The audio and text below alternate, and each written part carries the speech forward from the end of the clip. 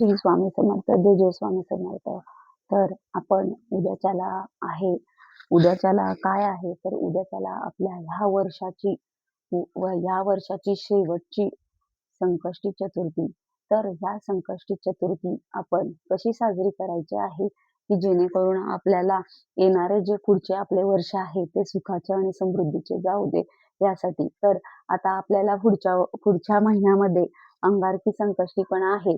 तर आपण तर आता आपण ही जी आपली वर्षाची जी शेवटची संकष्टी आहे, मग ही आपण आता साजरी करायची आहे. तर ती तुम्ही कशी करायची आहे साजरी? तर ही जी शेवटची ह्या वर्षातली किती जरी म्हटलं तरी आपले हे आपण मराठी महिने मानतो. पण आपण कित्येक पटीने तरी हे जे आपले इंग्रजी महिन्यातले आपण जल्लोषाने साजरी केला जातो. तर आपण हा जो आता जो उद्या आहे, उद्याची जी संकष्टी आहे ती ह्या वर्षातली शेवटची संकष्टी आहे. तर आपण हे मराठी महिने आपले जे चैत्र मार्गशीर्ष वगैरे असतात ते आपले असतात. चैत्र, वैशाख, ज्येष्ठ, आषाढ, श्रावण, कार्तिक, भाद्रपद असं हे जे आपले आहेत ते मराठी महिने आहेत. तर आपण ह्या मराठी महिने आपण मानतो. पण आजकाल सर्व किती जरी म्हटलं तरी वर्ष हे आपले वर्ष अखेर आपण कसं म्हणतो 31 डिसेंबर. म्हणून मग आपण ह्या ज्या वर्षी आता उद्याच्याला जे उद्या आहे, उद्याच्याला आपल्याला आपल्याला संकष्टी चतुर्थी आहे ती उद्या आपण कशी साजरी करायची आहे, तर आपण ती साजरी करताना आपण सर्वप्रथम आपल्या देवघरातली जी पूजा आहे ती पूजा करायची आहे. तर त्या पूजेमध्येच आपण गणपती बाप्पांना विशेष करून गणपती बाप्पांना किंवा तुम्ही सर्व देवांना पण पंचामृताने स्नान वगैरे घालून आपण स्वच्छ मस्त आपण त्यांना नैवेद्य वगैरे ठेवायचा आहे. तर नैवेद्य आपल्याला काय ठेवायचं आहे, तर मी तुम्हाला हेच सर्व सांगणार आहे. तरी तुम्ही व्हिडिओ न स्किप करता माझा तुम्ही पाहावा ही नम्र विनंती. तर मग आपण आता आपण संकष्टीला काय करायचे आहे, तर आता उद्या संकष्टी आहे. तर उद्या संकष्टीसाठी आपण काय विशेष म्हणजे गणपती बाप्पांना काय आवडते काय नाही ह्याचे आपण ध्यानात ठेवून आपण व्यवस्थित पूजा करायची आहे. तर उद्याच्याला गणपती बाप्पांना आपण उद्याच्याला स्नान घालायचं आहे. तर आपण व्यवस्थित असं पंचामृताने स्नान घालू शकता. आणि स्नान घालताना आपण ओम गंग गणपते नमः, ओम गंग गणपते नमः हा मंत्र म्हणायचा आहे. तर हा मंत्र तुम्ही किती वेळा म्हणायचा आहे, तर कमीत कमी 21 वेळा किंवा 51 वेळा, नाहीतर जास्तीत जास्त 108 वेळा आपण हा असा मंत्र म्हणायचा आहे. तर ओम गंग गणपते नमः हा आपण मंत्र म्हणायचा आहे. आणि त्यानंतर आपण गणपती बाप्पाला स्नान, धूप, दीप, नैवेद्य नैवेद्य अर्पण करायचा आहे. तर नैवेद्य काय म्हणून अर्पण करायचा आहे, तर शक्यतो गणपती बाप्पांना मोदक आवडतात. तर मोदक आपल्याला सकाळी करणं होणार नाही. आपण रात्री करू शकतो मोदक. तर मग आपण उद्या सकाळी गणपती बाप्पाला आपण गूळ आणि खोबऱ्याचा नैवेद्य ठेवायचा आहे. थोडासा गूळ आणि खोबऱ्याची वाटी असते ती आपण ठेवायची आहे आणि गूळ असं आपण नैवेद्य ठेवायचा आहे गणपती बाप्पांना उद्याच्याला. विशेष करून त्यांच्या प्रिय प्रिय आवडीचा नैवेद्य आहे म्हणून आपण हा नैवेद्य ठेवायचा आहे गूळ आणि खोबऱ्याचा. तर मग आपण गणपती बाप्पांना विनवणी करायची आहे, की आम्हाला जे शारीरिक पीडा आहेत ते त्याचं निवारण करून. आता बघा गणपती बाप्पाला आपण बघा सर्वप्रथम आपण कसं म्हणतो, वक्रतुंड महाकाय सूर्यकोटी समप्रभ निर्विघ्नम कुर्मे देव सर्व कार्येषु सर्वदा.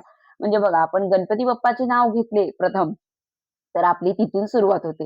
जर गणपती बाप्पांचा आपण सुरुवातच गणपती बाप्पाच्या नावाने सुरुवात केली, तर आपले कोणतेही कार्यामध्ये विघ्न येत नाहीत. म्हणून आपण गणपती बाप्पाला स्मरण करून व्यवस्थित आपण त्यांची पूजा अर्चना करायची आहे. तर आपण उद्याच्याला कोणती विशेष सेवा करायची आहे, तर उद्याच्याला जी आपल्याला सेवा करायची आहे ती आपल्याला गणेश अथर्व शीर्षाची सेवा करायची आहे. तर तुम्ही तुम्ही त्याचे गणेश अथर्व शीर्ष हे तुम्ही 11 वेळा म्हणू शकता. किंवा जर म्हणायला जमत नसेल, तर तुम्ही YouTubeला लावून पण तुम्ही ऐकू शकता. जर आता तुम्हाला म्हणायला वेळ नाही, तुम्ही असं म्हणत असाल, तर मग आपण गणपती बाप्पांचं जे स्तोत्र आहे, तर मी तुम्हाला तो स्तोत्र म्हणून दाखवते. श्री गणेशाय नमः, गणपती बाप्पा मोरया, मंगल मूर्ती मोरया, वक्रतुंड महाकाय सूर्यकोटी समप्रभ निर्विघ्नं कुरु मे देव सर्वकार्येषु सर्वदा. साष्टांग नमन. हे माझ्या गौरीपुत्र विनायका, भक्तांनी स्मरावे नित्य आयुकर्म साधिता. प्रथम नाव वक्रतुंड, दुसरे एकदंत ते, तिसरे कृष्ण पिंगाक्ष, चौथे गज वक्रते, पाचवे श्री लंबोदर, सहावे विकट नावते, सातवे विघ्न राजेंद्र, आठवे दूतवर्णते, नववे श्री बालचंद्र, दहावे श्री विनायक, अकरावे गणपती, बारावे श्री गजानन देव नाव, अशी 12 तीन संध्या म्हणे नर, विघ्न भीती नसे त्या प्रभू तो सर्व सिद्धी. विद्यार्थ्याला मिळे विद्या, धनार्थाला मिळे धन, पुत्रार्थाला मिळे पुत्र, मोक्षार्थाला मिळे गती. जपता गणपती स्तोत्र सहामासी हे फळ, 1 वर्ष पूर्ण होता मिळे सिद्धी ना संशय. नारदाने रचिले झाले संपूर्ण सूत्रे, श्रीधराने मराठीत पट्टेन अनुवेदले. श्री गणेश स्तोत्रम संपूर्णम. जय श्री गणेशाय नमः. गणपती बाप्पा मोरया. बघा, आपण हे जे गणेश स्तोत्र आहे, तर हे जे स्तोत्र आपण 6 महिने जर पठण केलं कंटिन्यू, तर आपल्याला सिद्धी ना संशय. म्हणून बघा, ही सिद्धी आपल्याला प्राप्त होते. म्हणून त्याच्यासाठी आपण रोज आपण याला किती 2 मिनिटं लागतात मोजून, तर आपण तुम्ही हे म्हणायचं आहे. आणि त्यानंतर आपण गणेश अथर्व शीर्ष, गणेश अथर्व शीर्ष म्हणणं जमत असेल तर तुम्ही तेही करायचं आहे. पण गणपती बाप्पांना जर आता समजा विद्यार्थ्यांना जर यश प्राप्त करायचं असेल, तर तुम्ही गणेश अथर्व शीर्षाचं पठण त्यांच्याकडून नक्कीच करून घ्यावे, जेणेकरून गणपती बाप्पा हे बुद्धीचे देवता आहेत असं म्हटलेलं आहे. मग गणपती बाप्पांसाठी जर तुम्ही जर गणेश अथर्व शीर्ष म्हणलं, तर हे त्यांना प्रिय आहे. आणि ते जर गणेश अथर्व शीर्ष जर आपण म्हटलं, तर ते विद्यादायक आहे. म्हणून आपण ते विद्येला स्मरून आपण गणेश अथर्व शीर्ष, बघा तुम्ही लहान मुलांना, हा माझा पर्सनली अनुभव आहे म्हणून मी तुम्हाला सांगत आहे. तर मी गणपती बाप्पाचं जे गणेश अथर्व शीर्ष आहे, ते मी माझ्या मुलांकडून पठण करून घेते, त्यांच्याकडून दररोज 1 वेळ तरी घेते. निदान त्यांचं शक्यतो संडेला तरी, तर शाळा असते सकाळी, त्यामुळे ते शाळेत जातात मुलं. मग त्यामुळे काही त्यांचं शक्य होत नाही. पण संडेच्या दिवशी तरी मी त्यांच्याकडून गणेश अथर्व शीर्ष म्हणून घेते. किंवा आता समजा ते जर म्हणत नसतील, तर मग काय करायचं आपण काय करायचं, YouTubeला लावून ठेवायचं आहे आणि त्यांना निदान त्यांच्या कानावर तरी पडलं पाहिजे, एवढी आपण दक्षता घ्यायची आहे. आणि त्यामुळे मग ते काय होतं, त्यांच्या कानावर पडून त्यांचं पाठ होऊन जाते. मग आपण हे करायचं आहे. आणि गणपती बाप्पाला विशेष करून विशेष महत्वाची सेवा उद्याच्याला आपल्याला काय करायची आहे, तर गणपती बाप्पांना दुर्वा आवडते आणि दुर्वा आवडते म्हणून मग आपण दुर्वा पण गणपती बाप्पाला हे करायचे आहे. तर आता दुर्वा कशा घ्यायच्या आहेत, कशा निवडायच्या असतात दुर्वा, तर हे जे आहे आपल्याला हे असे असे दुर्वा आपण हे 3-3 ह्याच्या घ्यायच्या आहेत. तर ह्या अशा ही जी एक आहे दुर्वा, अशा आपल्याला 21 दुर्वा घ्यायच्या आहेत. आणि 21 दुर्वा आपण गणपती बाप्पांना उद्याच्या त्यांना समर्पण करायचं आहे आणि समर्पित करायचं आहे. अशा 21 दुर्वा घ्यायच्या आहेत. आणि शक्यतो मिळेल ह्याचीच आपण हे करायची. आणि त्यांना जास्वंदाचे फूल प्रिय आहे, म्हणून ते जास्वंदाचे फूल आपण त्यांना अर्पण करायचे आहे. आणि जास्वंदाचे फूल जर मिळाले नाही समजा, तर तुम्ही गुलाबाचे पण फूल शक्यतो वाहू शकता. पण गुलाबाचे फुलाला काटे असतात, म्हणून मग ते काटे आपण वेगळे करायचे आहेत. म्हणजे कुठल्याही देवाला आपण काट्यासकट कधीच घालायचं नसते फुल. मग आपण ही एवढं हे करायचं आहे, काटे नसणारे फुल आपण देवाला समर्पण करायचं असते. तर आणि शक्यतो जास्वंदाचं लाल कलरचं फुल पाहिजे, गुलाबाचं पण लाल, कारण लाल हा गणपती बाप्पाला खूप प्रिय आहे. बघा तुमच्याकडे तर ते छोटे गणेश वेल म्हणून मिळतं फुलं आहे बघा, ते एवढंच छोटस लाल फुल आहे. ते पण गणपती बाप्पांना जर वाहिलं आपण, तर आपल्या इच्छित मनोकामना पूर्ण होतात. म्हणून मग आपल्याकडे जर ते गणेश फुल मिळालं, तर बघा तुम्ही, त्याचंच नावच आहे गणेश फुल म्हणून. ते गणपती बाप्पाला खूप प्रिय आहे. म्हणून ते गणेश फुल जर तुम्ही वाहिलं, तर तुम्हाला पण म्हणजे अनुभूती येऊन जाईल की खरंच आपण ते जर एक फुल वाहिलं देवाला, म्हणजे गणपती बाप्पांना, तर ते खूपच त्यांना प्रिय आहे ते गणेश फुल. जर तुम्हाला ते मिळालं नाही, तर मग तुम्ही जास्वंदाचं फुल किंवा गुलाबाचं फुल आपण असं वाहू शकतो आपण गणपती बाप्पांना. तर उद्याचा नैवेद्य काय असावा, तर नैवेद्य हा सात्विकच आपलं, उद्याच्याला आपण उपवास करणार आहोत, तर उद्या हा संकष्टीचा उपवास असणार आहे. तर मग उपवास असल्यामुळे आपण देवाला उद्याच्याला सात्विक भोजन आपण घरामध्ये जे बनवतो, ते आपण भात भाजी पोळी काय असेल ते, आणि त्याबरोबर विशेष म्हणजे उद्याच्याला निदान 5 मोदक तरी आपण गणपती बाप्पांना बनवून आपण त्यांना हे करायचं आहे गणपती. कारण आता ह्या वर्षाची ही शेवटची आहे अंगारकी म्हणजे संकष्टी. तर आता अंगारकी संकष्टी जी आहे ते पुढच्या महिन्यामध्ये आहे. तर पुढच्या महिन्यात आहे ती पुढच्या महिन्यात आपल्याला असणार आहे. बहुतेक पुढच्या मंगळवारीच येईल काहीतरी. त्याची तारीख बहुतेक जानेवारीमध्येच आपल्याला ह्या वर्षी मिळणार आहे. तर ती आपण अंगारकीचं औचित्य साधायचं आहे तसं पण. आणि जर असं आपण औचित्य साधून आपण हे करायचं आहे. आणि जर तुम्ही गणपती बाप्पांची गणेशोत्सवाची जर पठण करून आपण उद्याची सेवा जर केली तर तुम्हालाही प्रचिती आल्याशिवाय राहत नाही. मग तुम्ही पण अशी सेवा करायची आहे.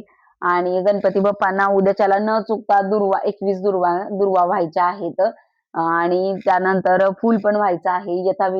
यथाविधी पूजा वगैरे करायची आहे. आणि उद्याच्याला चंद्रोदय झाल्यानंतर म्हणजे चंद्राचं दर्शन घ्यायचं आहे. आपण जो उपवास करतो तर तो हा चंद्र आपण बघितल्यानंतरच आपण उपवास सोडू शकतो. तर चंद्राचं दर्शन चंद्राला सुद्धा बघा तुम्ही शाप मिळाला होता. आणि शाप पण आहे आणि वरदान पण आहे. मग जे वरदान आहे ते वरदान कसं दिलं होतं गणपती बाप्पाने. तर गणपती बाप्पा म्हणतात की माझा जो संकष्टीचा उपवास आहे तो उपवास सोडताना तुझे दर्शन झाल्याशिवाय उपवास कोणी सोडणार नाही, असा हा त्यांना वरदान दिलं होतं. मग त्यांचं जे वरदान आहे ते वरदान असल्यामुळे आपण गणपती बाप्पांचा जो आपण संकष्टीचा उपवास करतो त्या दिवशी आपण चंद्राचे दर्शन झाल्याशिवाय आपण उपवास सोडायचा नसतो. तर मग आपण ज्या वेळेला चंद्रोदय होतो चंद्रोदयाच्या टायमिंगला आपण आरती वगैरे करायची आहे. आरती झाल्यानंतर आपण आपल्या घराच्या बाहेर जाऊन चंद्राचे चंद्र जे आलेला असतो चंद्रदेव त्यांना आपण नित्य स्मरून आपण व्यवस्थित त्यांचं दर्शन घ्यायचं आहे. आणि त्यानंतर आपण आपला उपवास सोडायचा आहे. तर आपण उद्याच्याला हा उपवास सोडणार आहोत असा. तर म्हणजे जे आपण संकष्टी करतो ती चंद्रोदय झाल्याशिवाय हा उपवास सुटत नसतो. तर तुम्ही पण उद्याच्याला हा उपवास करा. आपण यथाविधी पूजा अर्चा करा. गणपती बाप्पांना गुळ आणि खोबऱ्याचा नैवेद्य ठेवा. तुम्हाला जर जमत असेल तर तुम्ही शक्यतो जमत असेल तर तुम्ही मोदकांचा पण नैवेद्य करू शकता. तुम्ही मोदक तुमच्या इच्छेनुसार आपण तुम्हाला किती पाहिजे तेवढे आपण तुम्ही बनवू शकता. पण शक्यतो आपण 5 निदान 11, 21, 51 असे तरी मोदक बनवावेत. कमीत कमी तुम्हाला जर इच्छित असेल तेवढे हे करावे. आणि जर आपल्याला चुकून म्हणजे अन्नदान हे खूपच महत्वाचं आहे. मग बघा तुम्ही कधीही आणि कुठेही अन्नदान जर केलं तर त्याचे तुम्हाला पुण्य मिळते. म्हणून मग तुम्ही अन्नदान पण नक्कीच करावं. आपण जर आपण कोणताही समजा उपवास वगैरे केला आहे तर त्या दिवशी जर आपण अन्नदान केलं तर आपल्याला जो उपवास आपण करतो त्याचं आपल्याला पुण्य मिळते. म्हणून मग आपण असं अन्नदान वगैरे करायचं आहे. गरजू व्यक्तींना आपण अन्नदान देऊन किंवा पाणी द्यायचं आहे. जलदान दिल्याने त्यांनाही खूप म्हणजे खूपच बरे वाटते आणि त्यांचेही आशीर्वाद आपल्याला मिळतात. असं आपण छोटी सेवा करून आपण इतरांनाही धन्य करायचं आहे आणि आपण स्वतःही धन्य व्हायचं आहे. तर माझे हे विचार तुम्हाला कसे वाटतात ते मला तुम्ही कमेंट करून सांगा. आणि माझं काही चुकलं असेल तर मी तुमची क्षमा मागते. माझं काही चुकलं असेल तर मला सांभाळून घ्या आणि मला असंच तुम्ही प्रेम देत जावा. आणि इथंच मी माझा हा व्हिडिओ थांबवते. आणि व्हिडिओ जर आवडला असेल तर लाईक करा, शेअर करा जेणेकरून मलाही प्रोत्साहन मिळेल. श्री स्वामी समर्थ. जय जय स्वामी समर्थ.